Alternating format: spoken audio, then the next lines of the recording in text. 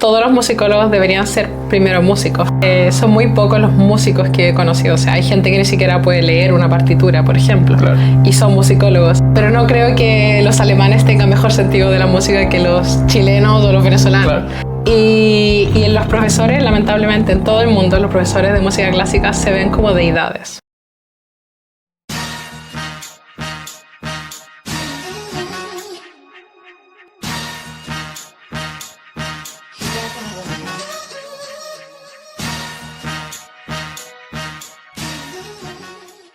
Hola, ¿qué tal? Hoy estamos en otra conversación, esta vez con Débora. Hola.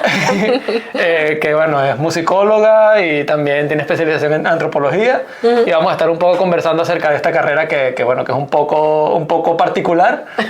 No sé si quieres empezar tú presentándote y pues diciendo más o menos qué eres, a qué te dedicas, de dónde vienes. Un gusto. Hola, mi nombre es Débora, soy chilena. Soy primero saxofonista clásico, soy músico, con una carrera súper larga como solista, músico de cámara, y últimamente he incursionado en la musicología. Ahora trabajo en mi doctorado como investigadora y también he incursionado en la antropología estos últimos años y más que nada me dedico a trabajar con la intersección entre la musicología y la antropología, que resulta en la etnomusicología, que es una rama muy interesante. Y sí, soy bloguera autodidacta. Me gusta probar cosas, así que sí, eso. Muchas gracias por tenerme. No. Gracias a ti por estar. Lo típico que preguntan siempre, pero me hace bastante curiosidad en este caso es ¿cómo te da por la musicología? ¿Cómo te da por la música en general? Bueno, la música empezó hace muchísimos años, cuando tenía, no sé, 5 años tal vez, que mis padres siempre quisieron que todos nosotros, somos 4 hermanos, y siempre quisieron que todos aprendiéramos música. Crecí en un ambiente súper artístico en mi casa. Mis dos padres siempre, mi padre es muy como autodidacta con los instrumentos, mi madre canta muy bien, entonces siempre había mucha música.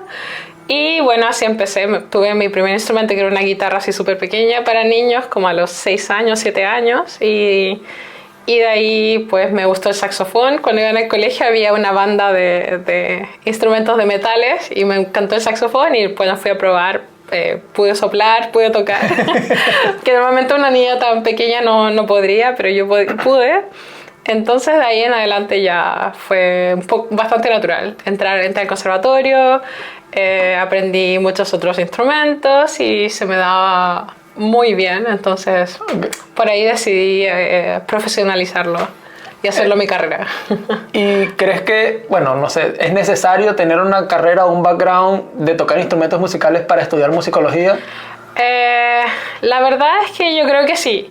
Porque para mí la musicología surgió a base de la pandemia realmente. Fue la pandemia lo que me permitió dejar de tocar y hacer una pausa y como incursionar en otras cosas que sí me gustaban también relacionadas con la música, pero desde un punto de vista más teórico.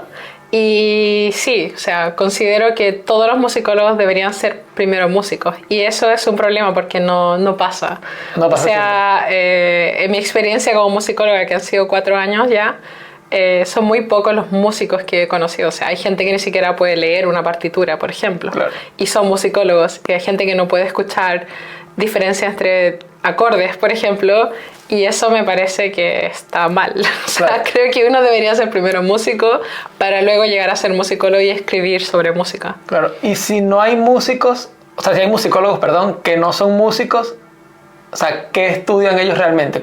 ¿De qué manera lo estudian? ¿Por qué camino? O sea, lo estudian por las humanidades realmente. O sea, es lo mismo como si fueran un antropólogo, un lingüista o un musicólogo. O sea, ellos se dedican a la investigación de la música, que puede ser como en diferentes formatos. Puede ser la música como instrumento de la sociedad, la música como, no sé, factor en la identidad de un país, etc. O sea, puede ser la música como cualquier cosa. Puede ser figuras musicales como quién fue Mozart, quién fue Beethoven y cosas así. Y por ahí empieza. Por ahí puede un musicólogo no ser músico, pero sí ser musicólogo. Okay. El problema que yo creo que es más importante es que no saben suficiente teoría musical y tampoco tienen práctica. Entonces es difícil escribir sobre música sin escucharla, sin saber tocarla, sin poder leer una partitura. Claro, me imagino sin conocer las dificultades también que conlleva hacer. Exacto. Pero un musicólogo puede determinar, por ejemplo, si una música es buena y está bien hecha o si es mala. Yo creo que sí, por la perspectiva técnica. O sea, pueden analizar si una partitura está bien escrita en base a las teorías que hay, a las reglas y tal, pero no creo que puedan identificarla solo escuchándola, por ejemplo. O sea, tal vez pueden decir si esta es simple y esta no, pero no puede ser más profundo el análisis.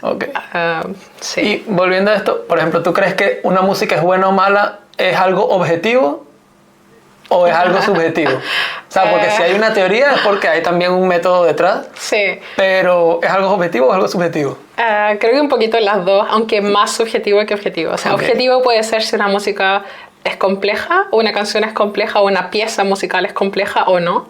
Y de ahí puedes decir, bueno, si es compleja, entonces por default es mejor que una menos compleja, pero no siempre es así. Hay piezas musicales que son muy sencillas y que son buenísimas. Claro. Creo que se puede determinar que una está en otra categoría que la otra, pero llegar a decir que una música es mejor es totalmente subjetivo, creo. Okay. Claro, o sea, también. Totalmente depende de la persona, si te gusta a ti ese estilo, esa canción. Y bueno, estamos en Colonia, estamos en Alemania. Tú eres de Chile, yo soy de Venezuela al final. hemos convertido aquí. Pero, ¿qué diferencias notas tú del mundo musical en Chile o en Latinoamérica y aquí en Colonia? A ver,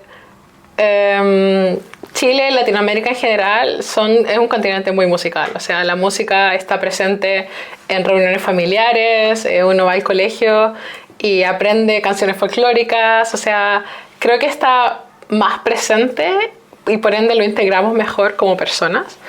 En cambio, en Europa, aquí en Colonia específicamente, el nivel musical es más alto porque tienen no sé, las orquestas y todo tienen un nivel mucho más alto. O sea, el nivel musical en cuanto a perfección, en cuanto a ejecución, es mucho más alto. Pero no creo que los alemanes tengan mejor sentido de la música que los chilenos o los venezolanos, sino que son distintas músicas las que se escuchan. Claro. ¿Y a qué crees que se debe esto de que aquí haya un nivel más alto, a lo mejor por evolución de la música, que aquí creo que tiene muchos más años de evolución? No sé si estoy lo seguro, pero ¿a qué crees que se debe? Se debe, como tú has dicho, o sea, netamente a que tienen muchísimos más años de desarrollo musical. Tienen todos estos compositores famosos, Beethoven, Mozart, o sea, incluso antiguo Palestrina aquí en Europa, todo el canto gregoriano, o sea, todo nació aquí. Claro. Y últimamente se debe a que han invertido en el desarrollo de la música. O sea, los centros de conciertos, los teatros aquí son muy, muy buenos. O sea, tienen una acústica increíble. Han invertido mucho dinero en contratar a un arquitecto que sepa de música para construir el teatro, por ejemplo. Las orquestas están muy bien pagadas, la universidad... el nivel es muchísimo más alto. O sea, no cualquiera puede entrar a estudiar música. Y si entras, el training es tan duro que mucha gente o se va o los que terminan son porque son muy fuertes psicológicamente también. Entonces creo que hay un nivel de inversión de dinero, también dedicación, mucho más. En Latinoamérica siempre, por lo menos yo en Chile, cuando dije voy a ser músico, nadie... Aparte de mis padres, nadie dijo, ¡oh, qué genial, me encanta, qué bien, te va a ir súper bien! Nadie, o sea, los comentarios eran, te vas a morir de hambre, que vas a trabajar, que no hay futuro, es una carrera muerta. Entonces creo que también la apreciación de las personas con la cultura es diferente y eso también hace una gran diferencia. Claro.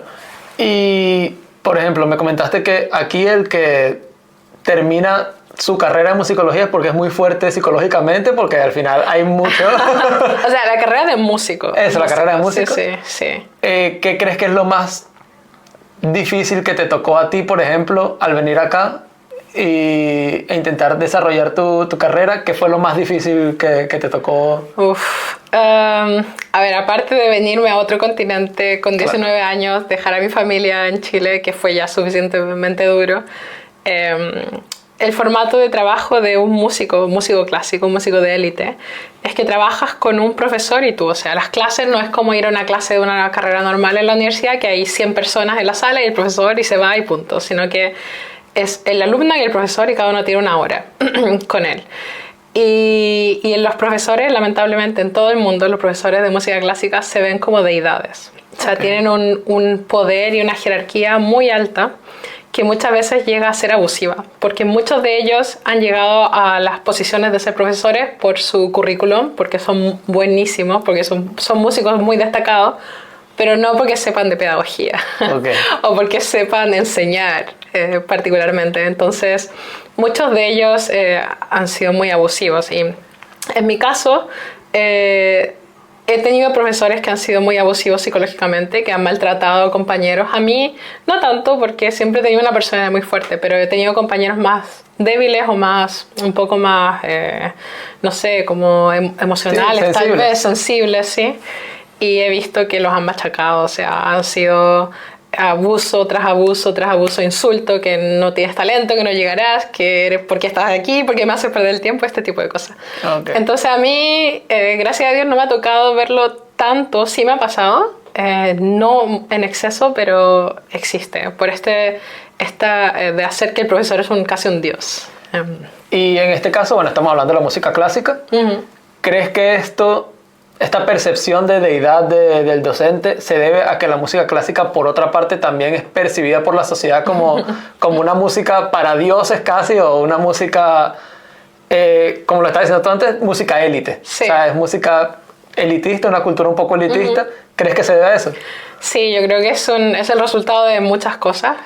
Primero que nada, que la música clásica es una constante búsqueda de la perfección, en cuanto el intérprete siempre está buscando tocar algo lo más perfectamente posible. Entonces, esta búsqueda de la perfección hace que la música, que es algo totalmente abstracto, sea casi algo divino, ¿no? Claro. Entonces, esta búsqueda de la perfección del intérprete, el hecho de que la música clásica haya estado en las cortes, en los reyes, que haya sido el entretenimiento de la realeza, también ha creado que resulte que sea más divina que otras cosas. Entonces yo creo que es el resultado de muchos eventos históricos, muchas decisiones, muchas maneras de manejar la música clásica, que hace que hoy en día sea algo tan puro, lleno de tradición, y que le dé tanto poder a los profesores. Claro. Y entrando un poco en la música clásica, ¿qué evolución ha tenido la música clásica? Bueno, desde obviamente sus inicios claros, pero hasta estos días, porque creo que cada vez, al ser algo tan élite, cada vez es menos representativo en la sociedad. Sí, o sea, se ha estancado un poco el desarrollo. Hubo mucho desarrollo hace un par de siglos, hasta yo creo el siglo XX aún había mucha gente que hacía cosas muy experimentales. Hoy en día se sigue desarrollando, siguen habiendo compositores muy buenos y todo, pero se sigue tratando como algo de la élite, ¿no? Se sigue tratando como algo que tiene que estar en un teatro, que tiene que la gente ir vestida de cierta forma para poder disfrutarlo.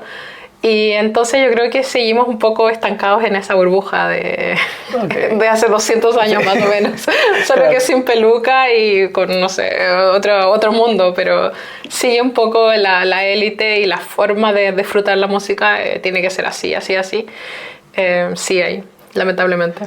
Y cuando nos referimos a élite, ¿crees que, o qué pasos crees tú que sería bueno para la música clásica dar para poder acercarse un poco más a las zonas populares? Porque al final es reinventarse o morir prácticamente.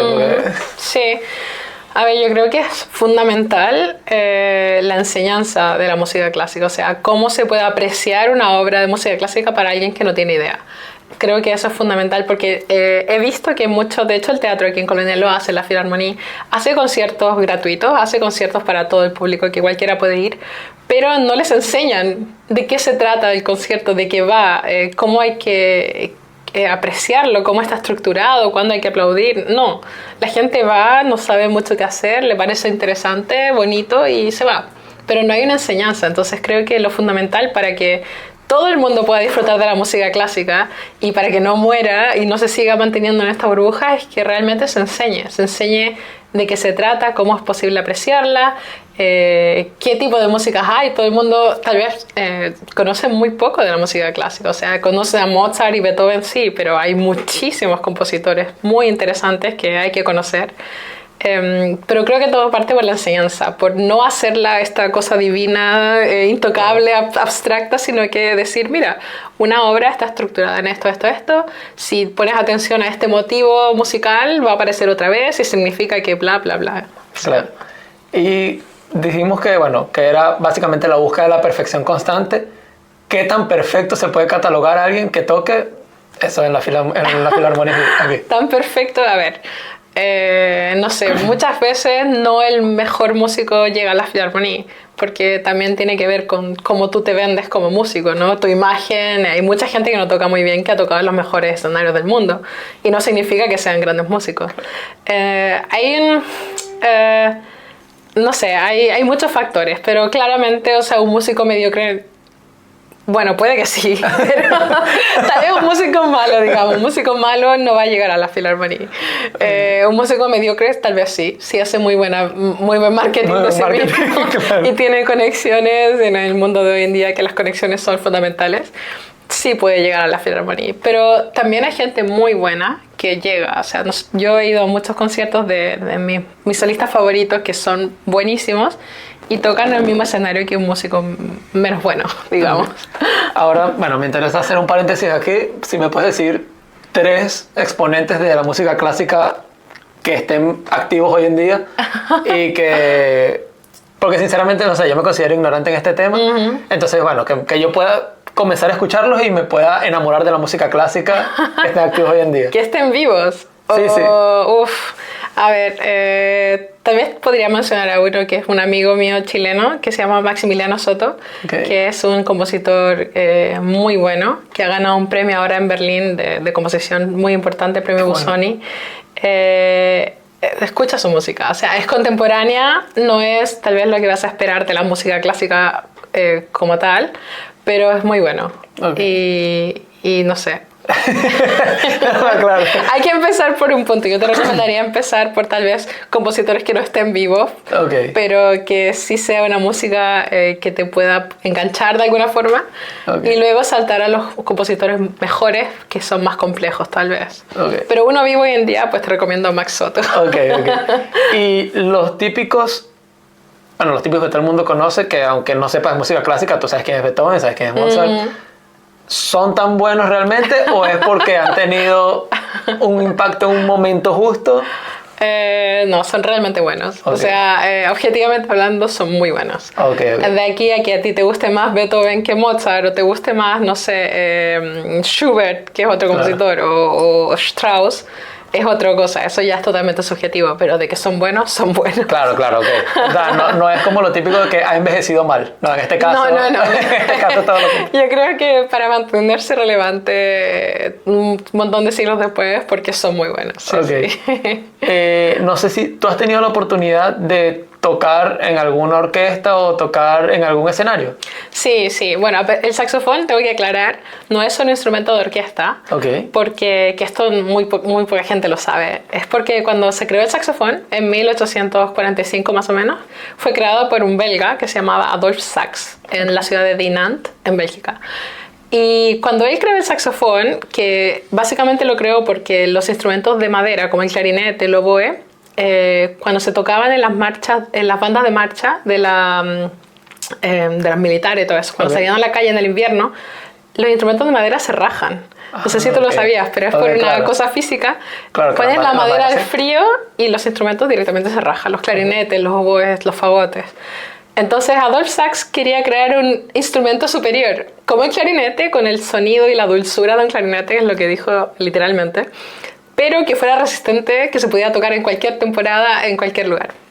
El problema es que cuando él lo creó, ya existía la orquesta sinfónica como tal. Entonces, como volviendo al tema de que es tradición, que todo es divino, tradición intocable, no quisieron que el saxofón fuera parte de la orquesta, porque ya existía. Claro. Y ya había mucha música y Beethoven y Mozart ya habían compuesto para la orquesta así y no hay espacio para poner un saxofón.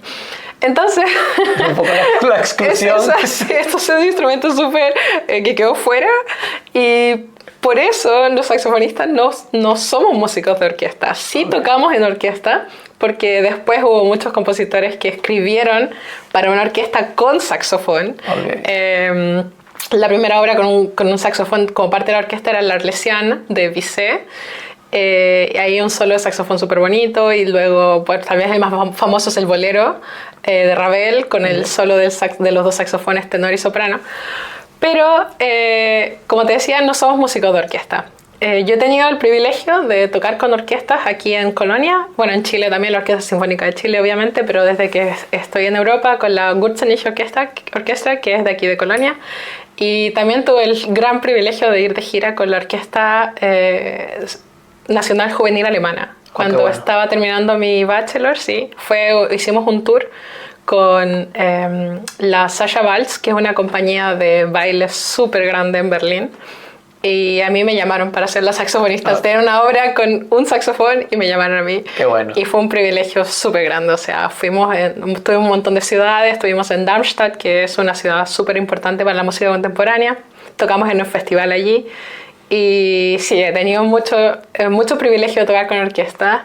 Y sí, pero el saxofón no es un instrumento de orquesta. Ok. Que quede claro. Nos excluyeron en ese momento. No nos quisieron aceptar nunca dijeron sí, es bonito, no, para afuera. Que toquen a veces nomás, pero... Cuando lo necesitamos los llamamos. Justamente. Entonces por eso los saxofonistas tenemos que hacer música de cámara, que son cuartetos o quintetos tenemos que buscarnos. Bueno, el saxofón también está muy relacionado con el blues. El jazz. El jazz, perdón, sí. Sí, el blues también sí. Y eso es por una cosa histórica realmente. O sea, cuando Adolf Sax creó el saxofón no fue popular. A nadie le gustó. Este instrumento raro a nadie le gustó. Entonces el saxofón como que murió luego que lo creó. Y luego alguien lo llevó a Estados Unidos, años después, décadas después, y alguien lo empezó a tocar en el jazz. Entonces el saxofón volvió a nacer y todo el mundo pensaba que es un instrumento de jazz, pero no, originalmente fue un instrumento de música clásica, solo que se hizo famoso con el jazz. Y de ahí volvió como a renacer y se hizo popular y todo el mundo tocaba el saxofón, pero no fue un instrumento de jazz originalmente. Y te quería preguntar, ¿cómo se siente pararte frente a cientos de personas a tocar el saxofón? Que tú sabes que, bueno, me imagino que si te equivocas en cualquier cosa, pues... habiendo conocedores en el público, se va a notar cómo se siente esa presión, cómo se siente... A ver, creo que es lo más bonito de ser músico realmente, y es lo que más extraño ahora que no soy músico, que soy musicóloga e investigadora. Creo que lo que más extraño es pararme en un escenario y tocar. O sea, realmente es una sensación súper idílica para un músico, estar ahí con la euforia máxima, con el nerviosismo, la ansiedad, y luego ver al público ahí mirándote, que tú eres el centro de atención, es un momento súper bonito. Todo lo que conlleva ese momento, lo previo, no es tan bonito. Porque es mucho estudio, mucho trabajo, horas de ensayo, es duro. Pero el momento en sí de estar en el escenario es lo más precioso que hay. Y dentro de este mundo de la actuación, ya vimos que en la academia es un poco difícil, pero dentro del mundo de la actuación, ¿el ambiente tú lo consideras más colaborativo o competitivo? 100% competitivo. O sea, todo el mundo está peleando por ser el mejor. Y es muy raro que haya gente que no sea egoísta, que sea buena persona. Claro. Porque todos quieren triunfar, todos quieren ser la estrella, ¿no? Y normalmente siempre hay un puesto para algo. Entonces creo que en la música, como en todas las otras disciplinas de arte, siempre hay mucha competitividad. Y que si no se maneja bien puede llegar a ser una obsesión. Y ahí se pone un poco fea la cosa. La música, bueno, es algo, como estamos hablando de las ramas del arte, es algo que colabora prácticamente con todo. O sea, para que exista el baile tiene que prácticamente existir la música. O incluso en obras de teatro, que se combina, la ópera. Hay ciertos prejuicios dentro de las carreras Por decir algo, yo como toco música clásica, ¿me siento superior a la chica que baila ballet? ¿O es más o menos cada uno en su rollo? A ver, interdisciplinariamente tal vez no tanto, porque cada uno es especialista en su disciplina, ¿no? O sea, yo no voy a decir soy mejor que la actriz porque no podría yo memorizar un libreto. Pero dentro de la música sí. Por ejemplo, los músicos clásicos siempre creemos que somos mejores que los músicos de jazz, o los músicos de popular, o los músicos... Dentro de la disciplina misma sí. Hay mucha superioridad y luchas como de poder y ego, pero entre las otras disciplinas no. Porque creo que al saber lo que conlleva ser un músico de élite o un bailarín de élite o lo que sea, hay mucha admiración. O sea, tú sabes que para que una bailarina sea la primera bailarina de un ballet es porque tiene que ser muy buena. Entonces hay como un entendimiento de lo bueno que es alguien o no. Hay un respeto. Hay un respeto, sí, mutuo, mutuo. Ok. Yendo un poco más a la parte práctica del ser musicólogo. Ok, te gradúas en musicología, sales a la calle. Es muy difícil encontrar trabajo, que es como el prejuicio. Sí. A ver, un musicólogo no tiene mucha salida de trabajo. Eso hay que dejarlo claro. O sea, lo más natural sería trabajar en una universidad como investigador o como profesor. El problema es que no es tan fácil, porque sobre todo en Alemania, hablo estrictamente del caso de Alemania, para llegar a ser catedrático, profesor de musicología con una cátedra, tiene que pasar muchísimos años. O sea, tú tienes que hacer un doctorado, después tienes que publicar tu doctorado como un libro, que eso puede tardar hasta 2 años. Luego de eso tienes que tener suficiente práctica dando clases. Luego tienes que hacer un postdoctorado, tienes que hacer un segundo libro, publicar un segundo libro, hacer algo que se llama habilitación, que es la defensa de tu tesis de postdoctorado. Luego seguir acumulando más experiencia y puede que 12 años después, si es que hay una cátedra, te puedas presentar a la cátedra. Pero no significa que te van a dar el trabajo. Entonces en Alemania específicamente es muy largo. No es difícil, como cualquier otra disciplina, es duro, pero es muy largo. En cambio, en otros países, cuando terminas tu doctorado, que es lo que tiene que tener cualquier musicólogo, puede que ya puedas empezar a hacer clases y que ya tengas una cátedra, pero depende. O sea, hay otras salidas que son las que me interesan mucho más a mí, que es de trabajar en revistas, por ejemplo, revistas musicales. Yo colaboro constantemente con la revista Melómano de España, escribiendo reseñas, escribiendo así textos pequeños para ella. Y eso me parece más interesante porque es un poco más rápida, ¿no? Un poco más práctica también.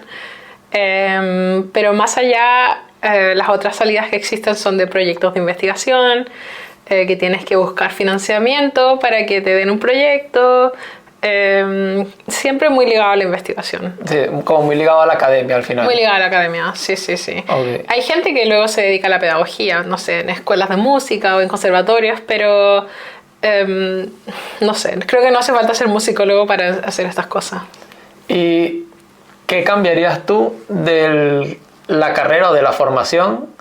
Por ejemplo, yo te digo, en mi caso, en economía, yo pondría, bueno, hablo del caso de la universidad donde estudié, pondría mucha más práctica y, bueno, lo veníamos hablando que yo pondría como mucha más práctica laboral durante la carrera porque al final estamos en un ambiente tan competitivo que yo tengo 24 años y siento que estoy llegando tarde a todos lados y es como, no, a los 24 años ya terminé mi carrera, estoy en mi máster, es como un proceso normal, estoy trabajando, pero ya es como veo gente de mi misma edad que tiene ya 3 años de experiencia y que, o sea, me lleva una larga distancia.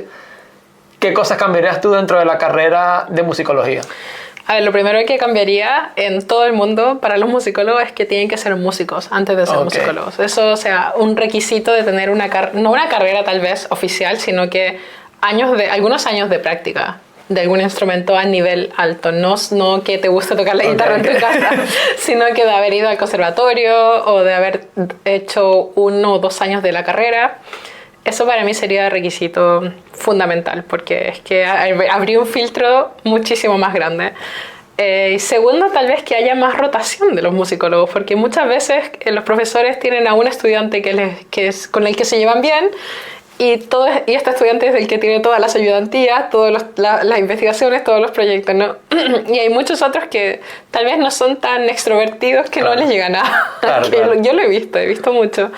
Entonces haría que fuera un poco más justo para todos, ¿no? Que todo el mundo tuviera la oportunidad de rotar dando alguna clase, que creo que esto pasa, por ejemplo, en España mucho más que aquí en Alemania. Okay. Haría eso, que haya una rotación práctica de dar clases, de publicar, de, no sé, hacer proyectos relacionados con la parte práctica de la musicología. No que todo se quede en teorías y libros y cosas así, sino que realmente haya una aplicación de la carrera, que es lo que falta. Pero creo que falta porque los musicólogos no son músicos y volvemos al círculo. Claro. Ok, entiendo. Una pregunta que se me acaba de venir a la mente. Hablábamos del elitismo dentro de la música clásica. Y bueno, veo tu caso de mujer latina y todos los estereotipos. ¿Crees que hay cierto rechazo a perfiles como el tuyo? O bueno, perfiles ya sea como el tuyo o de cualquier minoría, a lo mejor LGBT o afroamericanos o en este sentido. Porque todos tenemos como un estereotipo de la persona que toca música clásica que es totalmente contrario a ello. Entonces, ¿crees que hay algún tipo de rechazo, prejuicio? Una pregunta difícil. Creo que depende del contexto. O sea, en Europa creo que hay menos rechazo hacia las mujeres que en Latinoamérica, por ejemplo. Pero sí, por ejemplo, hace poco fui a un concierto de la Filarmónica de Viena que no tenían absolutamente ningún extranjero en la orquesta. Y eso hoy en día es extraño. O sea, la orquesta de aquí de Colonia tiene una planta de músicos súper variada. O sea, hay extranjeros, hay mujeres, hay gente de todas las edades, jóvenes, mayores.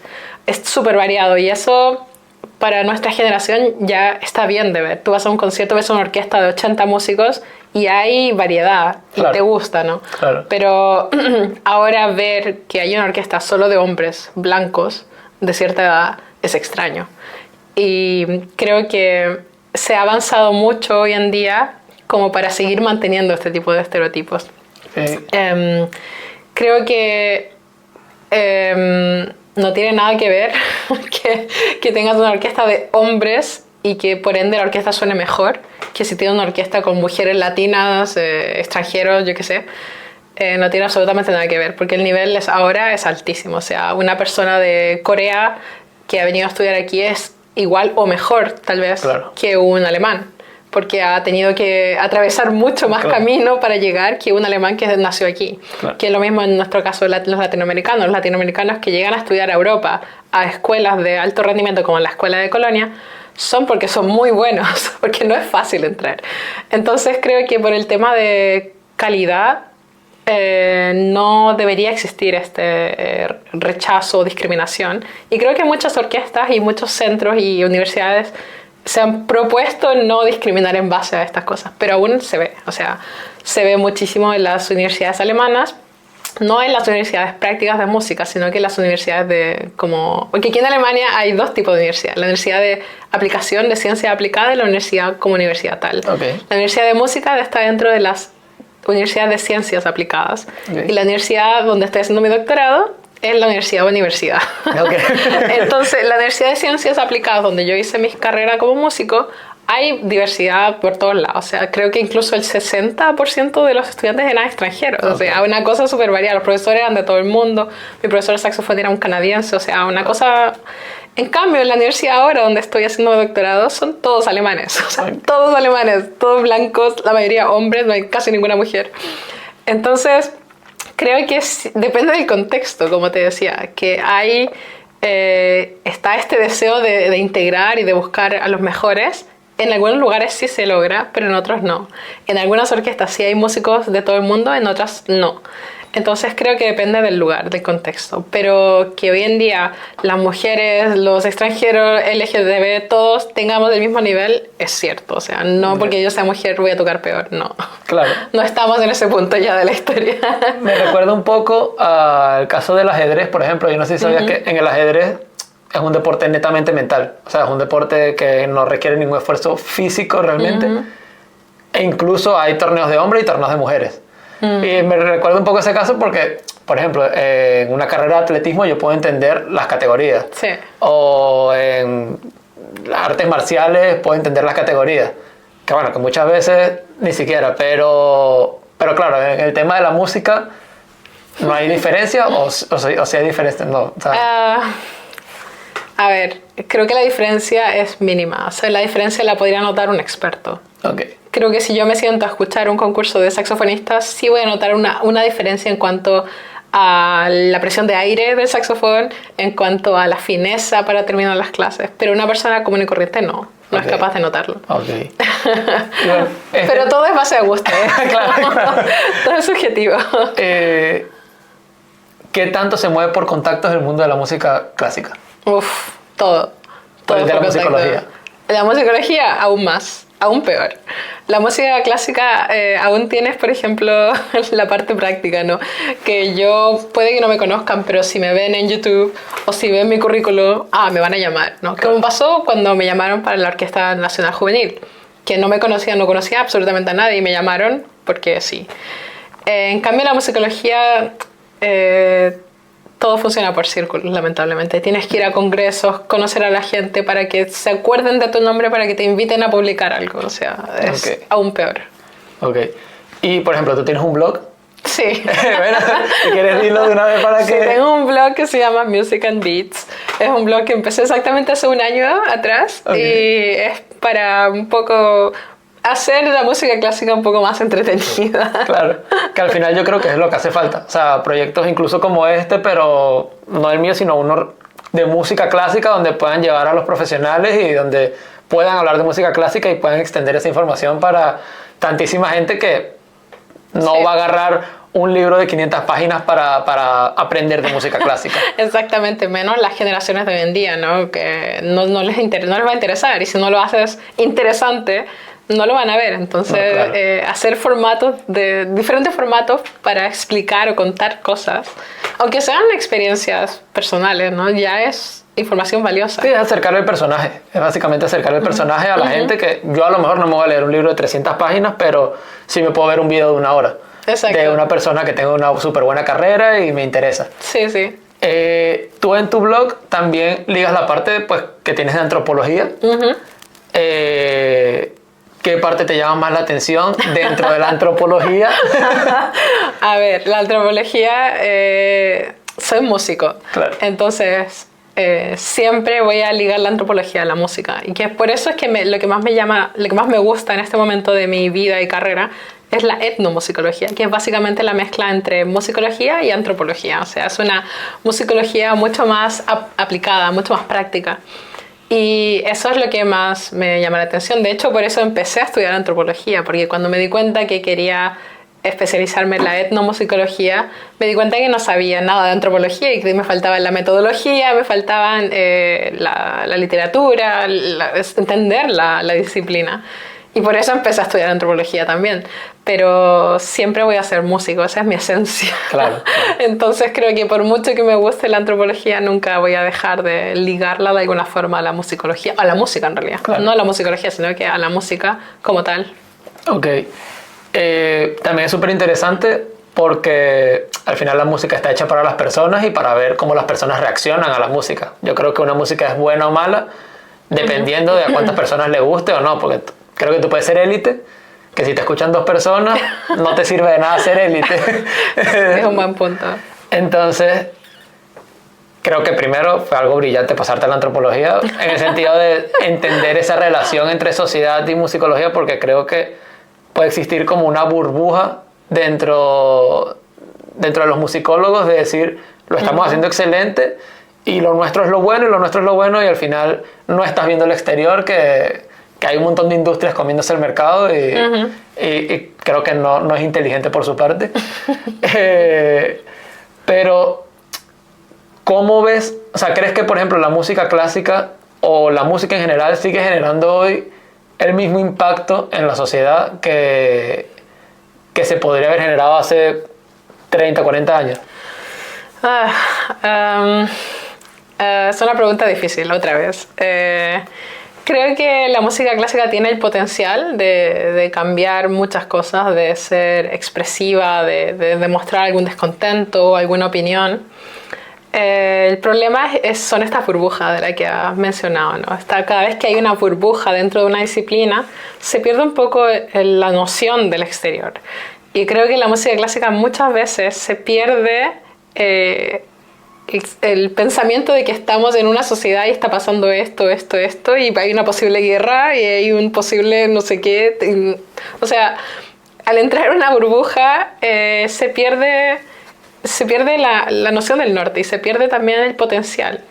Y creo que estamos en un punto en que la música clásica específicamente está lamentablemente muy metida en la burbuja.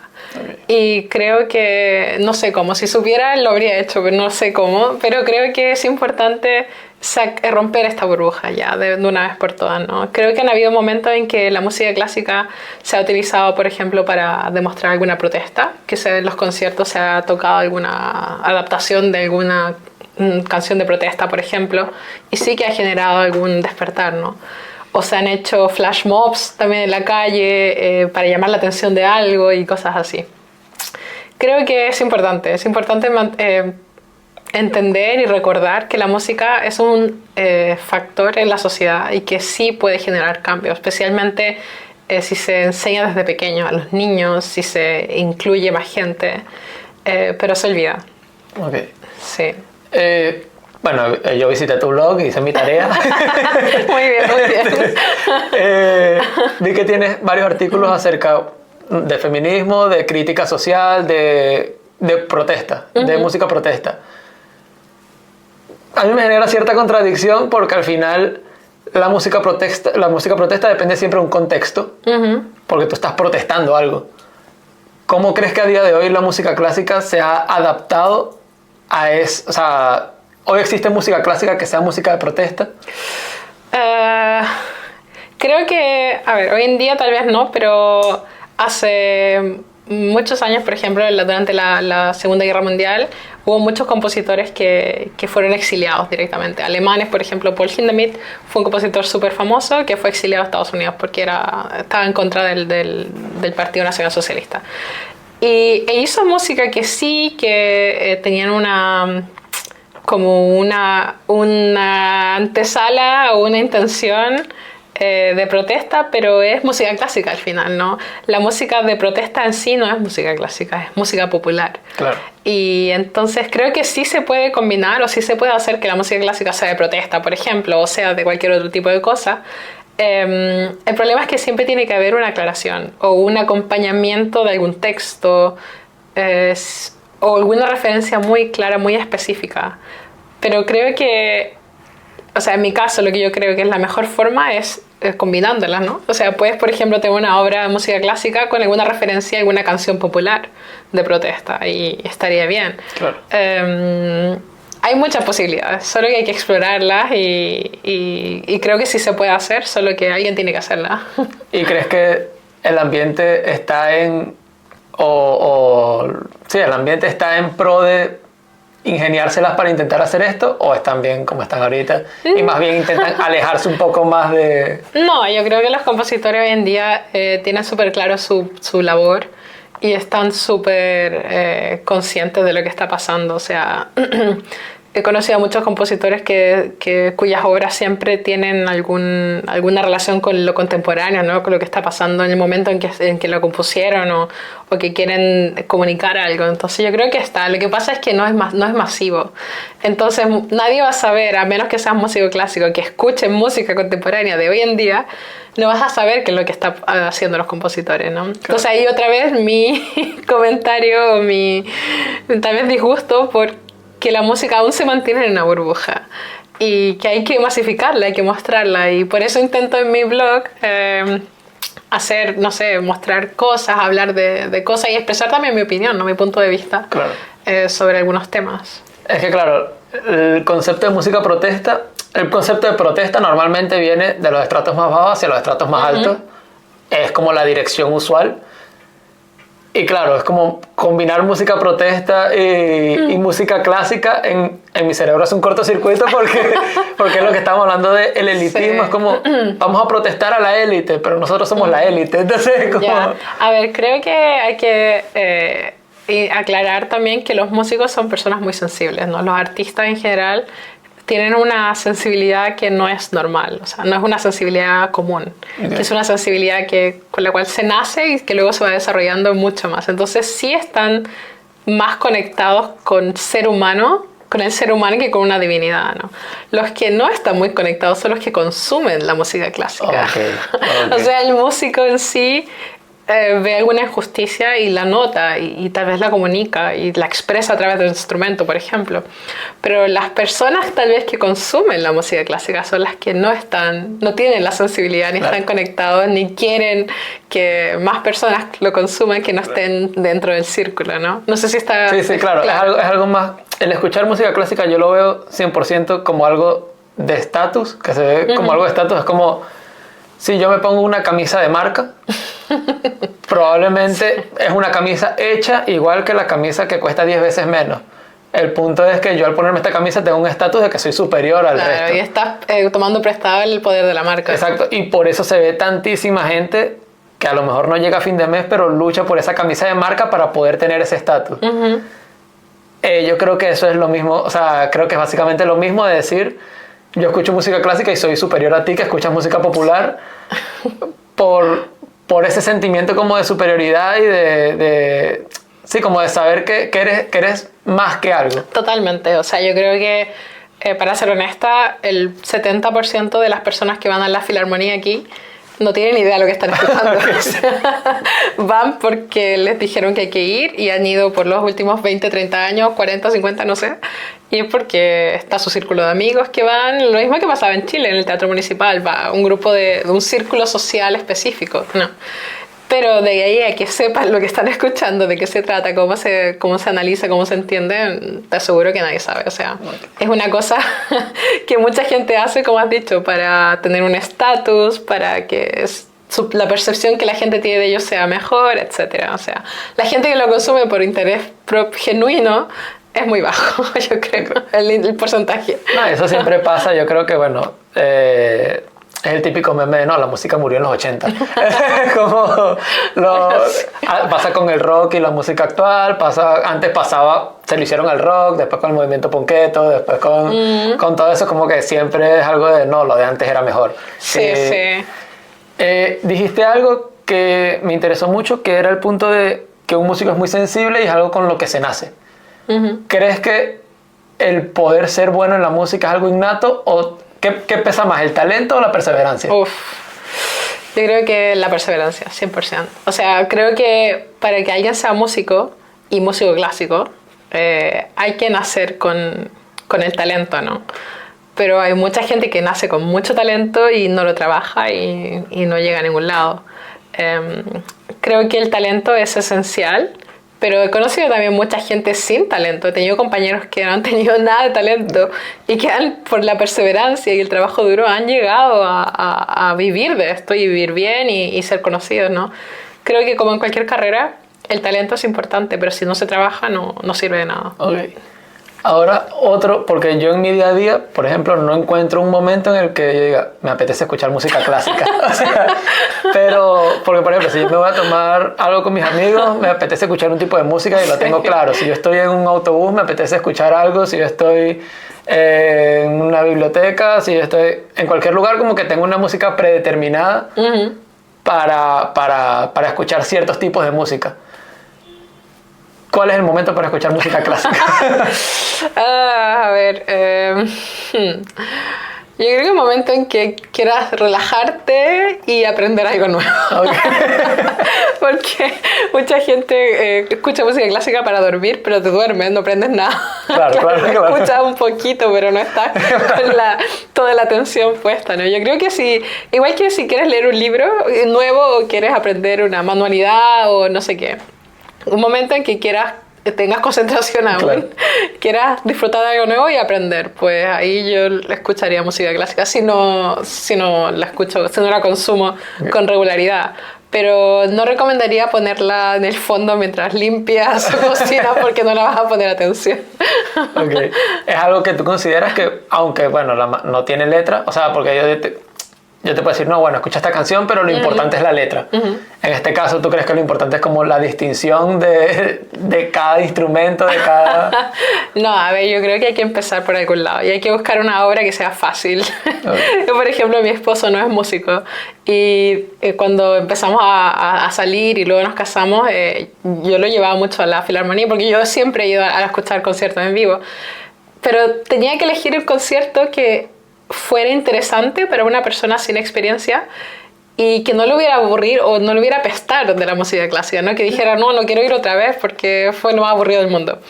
Entonces creo que para uno empezar a disfrutar de la música clásica tiene que buscar una obra sencilla, una obra que no dure 3 horas, porque es lo peor. O sea, una obra corta, sencilla y en lo posible hacer una pequeña investigación, no sé, buscar qué obra es fácil de consumir y que pueda como engancharme y que me pueda seguir gustando después.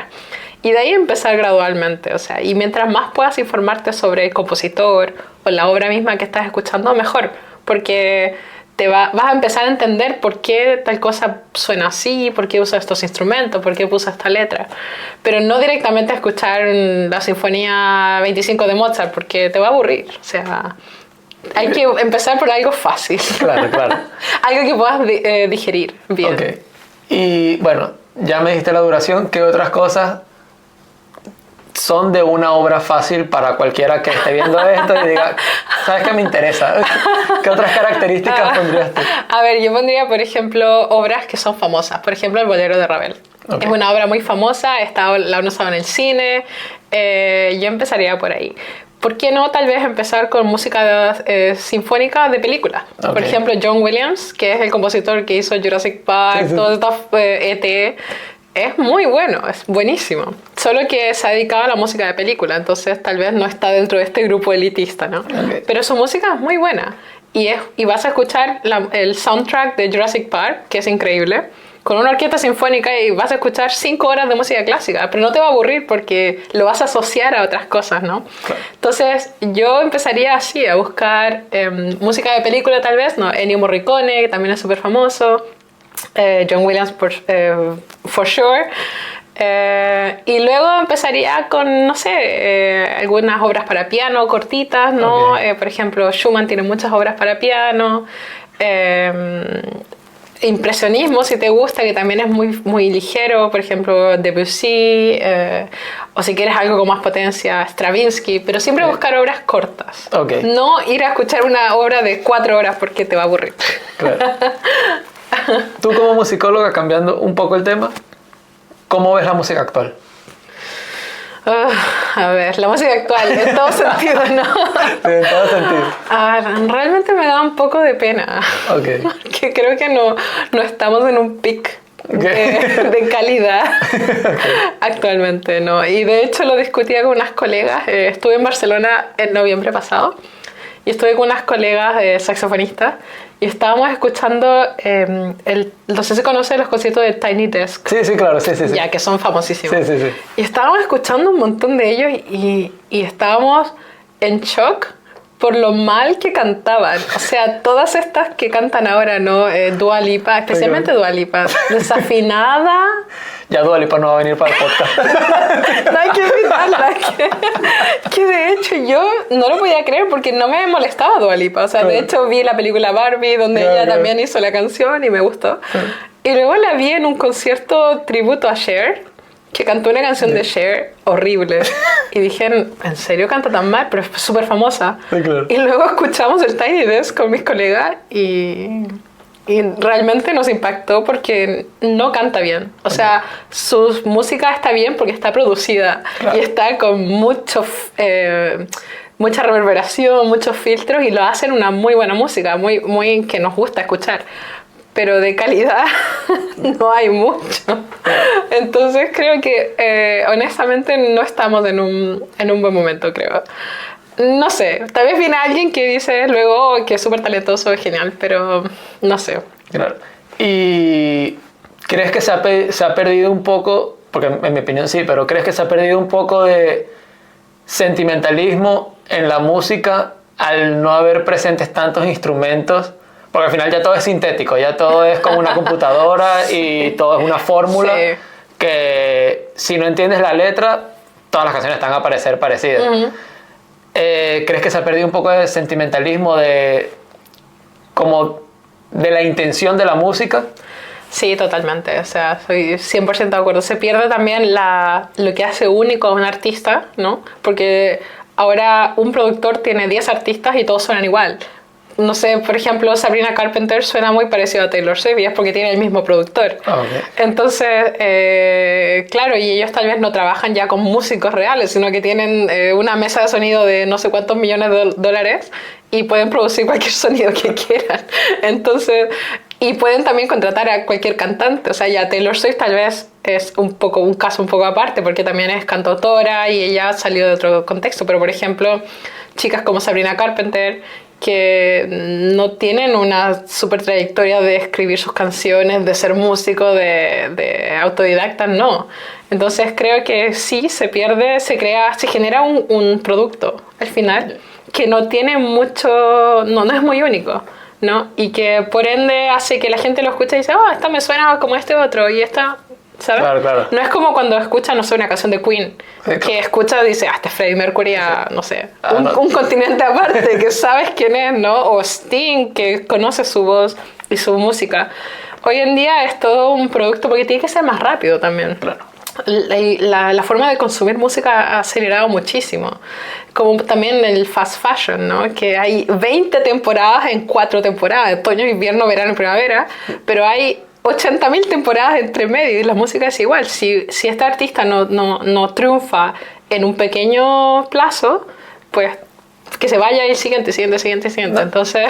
Y no solo eso, sino a lo mejor triunfa en ese pequeño plazo, pero después como dure 2 meses sin sacar canciones, ya nadie se acuerda de ella. O sea, y la que llenaba estadio ya no mete a 3 personas. Exacto, y no hay tampoco un interés profundo de decir, bueno, ¿qué tiene este artista para ofrecer? Vayamos a lo profundo, busquemos qué pueden. No, sino que directamente otro.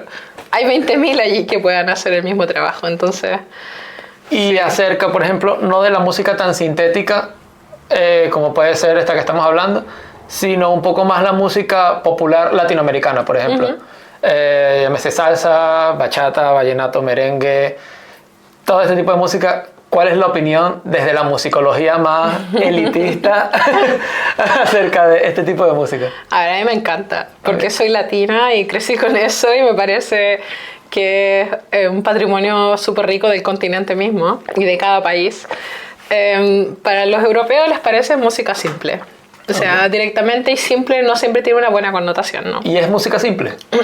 Para ellos sí, porque no son capaces de entender las capas que hay dentro de esta música, ¿no? El contexto. El contexto, ni tampoco de desglosar por qué algo se toca así, este instrumento, por qué se creó así para este tipo de música. No son capaces de entenderlo.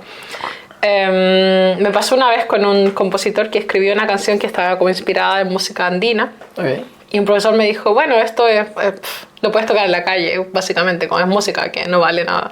Y yo pensaba como, ¿por qué no vale nada? O sea, tiene raíces andinas y hay un pensamiento y hay una idea detrás que se desarrolló bien. Pero para él, como era europeo, no le pareció valiosa. Entonces, creo que hay que proponerse apreciar la música si no eres de ahí. Porque si eres de ahí, obviamente lo vas a apreciar de manera innata. Pero si no, tienes que proponerte y tienes que empezar a desglosarlo, ¿no? Y buscar capas para poder decir, mira, esto sí que es música. O sea, no solamente Mozart es música, sino que esto también es música valiosa y hay que escucharla. Y algo que a mí me parece súper interesante es la dualidad de que a lo mejor bueno, que antes del podcast ya habíamos hablado como 1 hora, entonces hicimos otro podcast pero sin grabar. Yo te estaba diciendo que yo soy muy fanático de, por ejemplo, el rap, pero el rap más tirando al rap conciencia, llámese, por ejemplo, a mí me encanta un chico que se llama Canserbero, que bueno, y es rap protesta también. Pero claro, eso es más poesía que música, porque si tú escuchas realmente la música de él es música simple, pero la parte importante es la letra. En la música clásica casi nunca cuentas con una letra, ¿no? Entonces, ¿cuál es la capacidad de la música clásica para contarte una historia, para contarte un contexto y de qué manera lo hace? A ver, hay muchas obras que cuentan a través de los instrumentos, ¿no? De las líneas melódicas. Por ejemplo, hay una obra muy icónica, que es la Obertura 1812 de Tchaikovsky, que es una obra que cuenta sobre la invasión napoleónica en Rusia y cómo el invierno ruso fue el que lo salvó de Napoleón, básicamente, ¿no? Y él puso incluso cañones en la obra. O sea, hay cañones que al final, cuando triunfan los rusos contra los franceses, se escuchan unos cañones al final de la... O sea, y dentro de la música a veces escuchas como hay tensión y hay momentos fuertes y momentos así más suaves, y de repente escuchas la Marsellesa. El himno nacional de Francia. Sí, de Francia. Entonces, claro, sabes, se está refiriendo a los franceses ahora. Y después escuchas melodías folclóricas rusas, netamente rusas. Entonces, a través de estas cosas, de la dinámica, de la intensidad, de la referencia a otras canciones, a otros himnos en este caso, se puede contar una historia, sin letra, los cañones al final que sabes que triunfaron ellos, ¿no?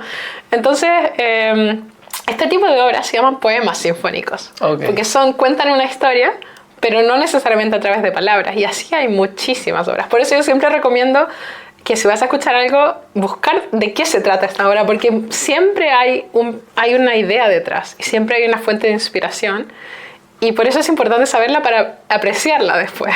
Claro. Sí, lo típico de, bueno, la música que te transmite sentimiento, que es como lo de que es como, bueno, que suspense, presta atención, ¿sabes? Y no te está diciendo nada, pero Exacto, entiendo. Claro. O sea, por ejemplo, esta misma melodía de Beethoven, se dice que él era medio sordo, ¿no? Eso ya es un factor. Pero se dice que él estaba componiendo su sexta sinfonía, que se llama La Pastoral, y que en medio de la composición alguien llamó a la puerta con este mismo ritmo. Entonces, dicen, claro. O sea, cuenta la leyenda que esto fue lo que inspiró a Beethoven y dejó de componer la Sinfonía 6 y compuso esta sinfonía. En base a esta fuente de inspiración, pero nadie lo sabe. Claro, una musa que te dirá. Exacto, pues no lo sabemos, hay gente que lo cuenta y eso uno lo sabe porque estudió algún análisis de la obra, ¿no? Pero siempre hay algo, o sea, el compositor no va a poner algo porque sí, o se me ocurrió. A veces sí, pero lo normal no es eso. Siempre hay un pensamiento, siempre hay una idea, siempre hay una historia que contar. Ya saliendo un poco de esto, si pudieses viajar a cualquier momento histórico de la música, ¿a dónde te gustaría ir? O si tuvieses que asistir a un concierto de una persona histórica, ¿a qué concierto irías? Concierto. A ver, me gusta mucho el impresionismo, que es la música esta que se desarrolló en Francia, a la par del arte, ¿no? De los pintores como Monet, todos estos. Me gusta mucho. Sí, me habría gustado estar en Francia escuchando a Debussy, a Ravel, a este tipo de gente, ¿no? O a Stravinsky, que Stravinsky era un compositor tal vez un poco del impresionismo, un poco menos alternativo, digamos. Y cuenta la leyenda que él cuando compuso una obra muy icónica que se llama La Consagración de la Primavera, él la presentó y es un ballet, pero no es un ballet como uno lo piensa, no es un ballet con bailarinas con tutú y bailando súper femenino, no. Es un ballet visualmente súper extraño, súper como aterrador, bizarro, todo súper raro, ¿no? Y dicen que cuando Stravinsky estrenó esta obra, la gente se paró y se fue porque no les gustó y dejaron a los bailarines y la orquesta y no sé qué ahí, y la gente disgustada y quejándose qué porquería es esta. Me habría gustado estar ahí. Para ver cómo para irte tú también. No, para ver la polémica. Y no, yo me hubiera quedado. Aunque sí creo que me habría, si hubiese sido una mujer de esa época, me habría insultado un poco, no sé. Claro, me habría parecido como morboso. Ya saliendo del tema de la música, o no, depende del caso, yo siempre hago una pregunta que es: ¿cuáles son tus 3 países favoritos para visitar en un futuro o que ya hayas visitado? ¿Favoritos? Sí, algo que te diga, me encanta este país que visité, o me encantaría visitar en un futuro este país. A ver, países que me gusta mucho viajar, he estado en muchos lados. Me gusta Italia, me gusta mucho. El país del Mediterráneo, España, me encanta. Siempre volvería a España e Italia, siempre. Me gusta mucho el sudeste asiático también. Estuve hace poco en Tailandia y me encantó. Malasia es un país que me encanta porque mi esposo es de ahí y lo he visitado.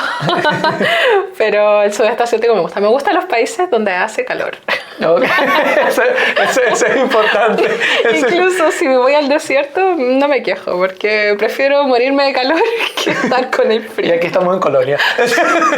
Creo que ahí se entiende por qué detesto el frío. O sea, yo si pudiera pasar toda mi vida en un país con calor, me quedo ahí. Okay. Bueno, Débora, ya llevamos 1 hora y pico hablando, entonces ya creo que es momento de irnos. ¿Cómo la pasaste? Súper bien, súper bien. ¿Qué tal todo? ¿Tranquila? Me encanta que la gente quiera enterarse y aprender más de la música, que es mi pasión, mi carrera. Me encanta, sobre todo hablar de eso. No, claro. No, la verdad que fue súper fascinante porque, como digo, yo me considero ignorante en el tema de entender la música como tal. Yo, como todo el mundo, escucho música. Tengo mi música favorita, mi música menos favorita. Tengo música de la que estoy más alejado, música que veo súper cercana, pero saber cómo, de qué se trata el entender la música y saber cómo todos los detalles de este mundo, que hay estereotipos que son verdad, hay estereotipos que no son verdad, a mí por lo menos me parece súper interesante. Entonces, bueno. Está bien, a ver, siempre es bueno saber de la música clásica porque así entiendes el desarrollo que ha tenido la música en la historia, ¿no? Y yo sé que nadie va a ir a buscar a Wikipedia música clásica porque no es un tema interesante para el común de la gente, ¿no? Por eso me encanta que hayan espacios así donde se pueda hablar de ello y se pueda... yo pueda expresar y compartir lo poco que sé al respecto, y sí que muchas gracias por la invitación. Antes de terminar, una última cosa que me gustaría que terminas con una reflexión y un consejo para la gente que le gustaría incursionar en este tipo de carreras, por ejemplo, de ser musicólogo. ¿Qué les dirías? ¿Qué habilidades tienen que desarrollar? ¿Qué habilidades a lo mejor tienen que esconder un poco? A ver, yo recomendaría siempre prepararse lo que más se pueda, o sea, no solo en cuanto a conocimiento, sino que si uno es musicólogo tiene que escuchar música, o sea, escuchar de todo. Pero también me parece súper relevante el prepararse en cuanto a los idiomas. Por ejemplo, si uno es de Latinoamérica, tienes que hablar inglés hoy en día, ya sea para posicionarte mejor, para hacer conexiones, para publicar luego. Hablar idiomas para mí es fundamental. Y ser curioso, o sea, mantenerte curioso, probar cosas nuevas que muchas veces a todo el mundo nos da un poco de miedo, ¿no? Empezar. Yo cuando tuve la idea del blog, que fue realmente que nació una conversación con mis padres, me daba un poco de cosa, pensaba como, pero si a nadie lo va a leer, que no sé qué, pero mira, ahora hay lectores. Entonces, mi recomendación siempre es prepararse en todo, o sea, no solamente en tu disciplina, sino que como persona, aprender, ser curioso, investigar, probar, eso, ser curioso, creo. Ya está todo dicho. Bueno, de verdad, muchísimas gracias por venir. Un placer, muchas gracias.